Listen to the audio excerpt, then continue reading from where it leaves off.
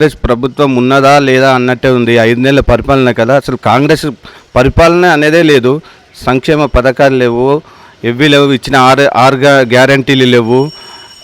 కేసీఆర్ ప్రభుత్వంలో ఒక నిమిషం కూడా కరెంటు పోకపోతుండే, ఇప్పుడున్న 5 నెలలనే కరెంటు పోతుంది.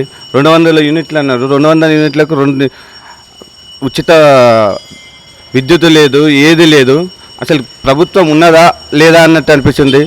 దీనికి తీరలేని హామీలు ఇచ్చి చెప్పుడు తప్ప ఏం పరిపాలన లేదు. ఈ ఎంపీ ఎలక్షన్లల్లో వెంకటరామరెడ్డి ఒక్కడే చదువుకున్నాడు, విద్యావంతుడు, అన్నీ తెలిసినాడు. ఈ కాంగ్రెస్ అభ్యర్థి 6వ తరగతి చదివిన అభ్యర్థి ఓటు ఎలా వేస్తాం? జరుగుతున్న ఎన్నికల సమయంలో మీరు ఏ అభ్యర్థి, ఏ పార్టీకి మీరు చేయాలనుకుంటున్నారు? మేము బీఆర్ఎస్ పార్టీకి చేయాలనుకుంటున్నాం. మేము ఎల్లప్పుడూ హరీష్ రావు గారు మాకు సిద్దిపేట సంక్షేమ పథకాలైనా, అభివృద్ధి అయినా, ప్రతి ఒక్కటైనా మాకు హరీష్ రావు గారి నాయకత్వంలో మేము బీఆర్ఎస్కు ఓటేయగలుగుతాం.